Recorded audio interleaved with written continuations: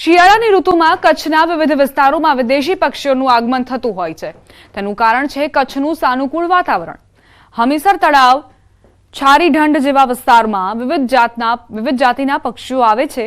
આ વર્ષે પણ સાઉદી અરેબિયા, રશિયા અને સાઇબેરિયા જેવા વિસ્તારોથી લાખોની સંખ્યામાં પક્ષીઓ કચ્છમાં જોવા મળ્યા।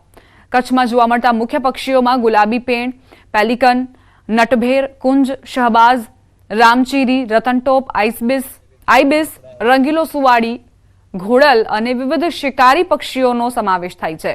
વિદેશી પક્ષીઓના વસવાટ માટે યોગ્ય માહોલ જાળવવામાં આવે છે।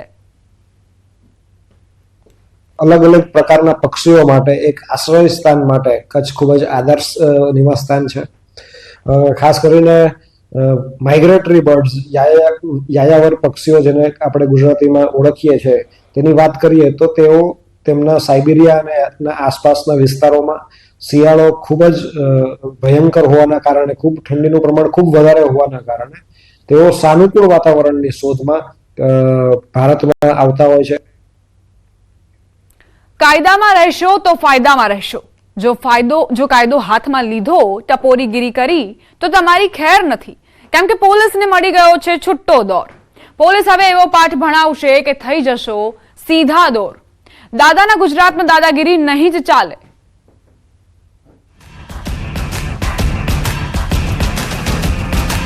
चेती जजो गुजरातना गुंडाओ।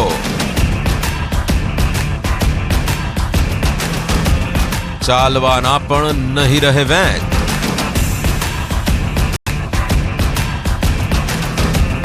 भाईगिरी पड़ी जशे भारे।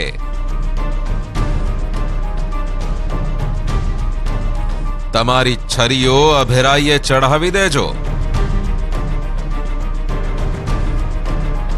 केम के दादाना गुजरात में नहीं चाले दादागिरी।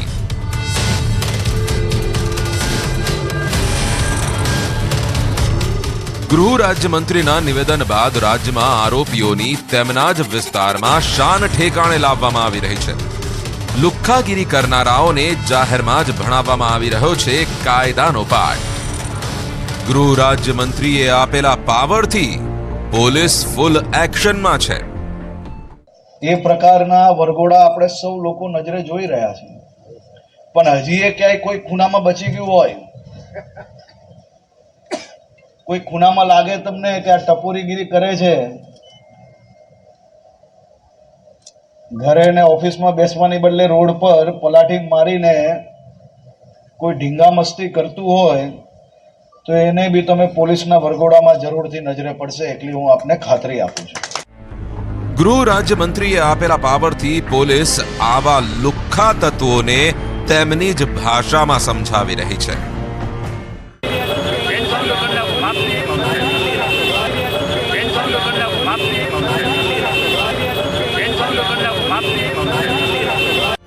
પોલીસ કસ્ટડીમાં છે છતાં પણ આરોપીનો રોફ તો જુઓ।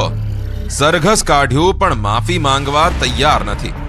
આ છે રાજકોટમાં રોફ જમાવનાર શખ્સ દિવ્યરાજ જાડેજા। પહેલા ટ્રાફિકથી સતત ધમધમતા વિરાણી ચોકમાં છરી કાઢીને રોફ જમાવ્યો।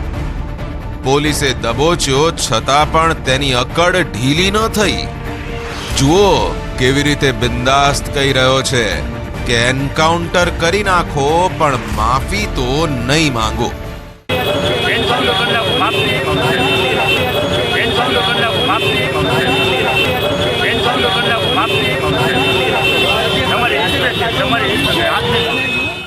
પણ પોલીસે પણ આ આરોપીની બધી હવા કાઢી નાખી, તેની બધી હેકડી કાઢી નાખી।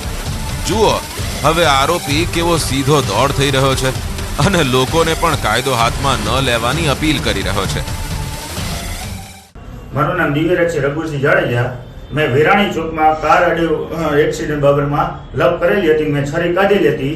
બીજી વાર આવી ભૂલ મારાથી નહીં થાય એ બારામાં હું સાહેબને વિનંતી કરું છું।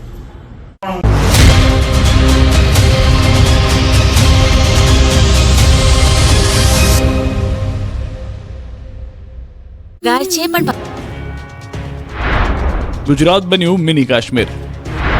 शीतलहर थी शहर शहर कहर। एक ज दिवस में 6 डिग्री पारो गगड़्यो।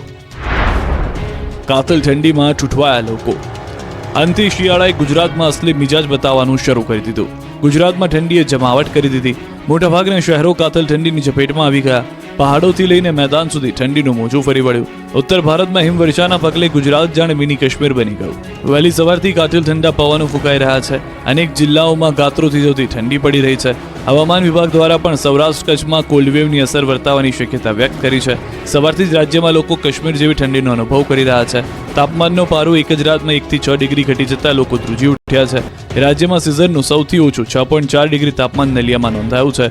આ ઉપરાંત અન્ય મહત્વના શહેરોની વાત કરીએ તો બરોડામાં 10.2 ડિગ્રી, ડીસામાં 10.3 ડિગ્રી, રાજકોટમાં 11.3 ડિગ્રી, ભુજમાં 11.4 ડિગ્રી, ગાંધીનગરમાં 12.7 ડિગ્રી, અમદાવાદમાં 13.7 ડિગ્રી અને સુરતમાં 14.2 ડિગ્રી લઘુત્તમ તાપમાન નોંધાયું છે.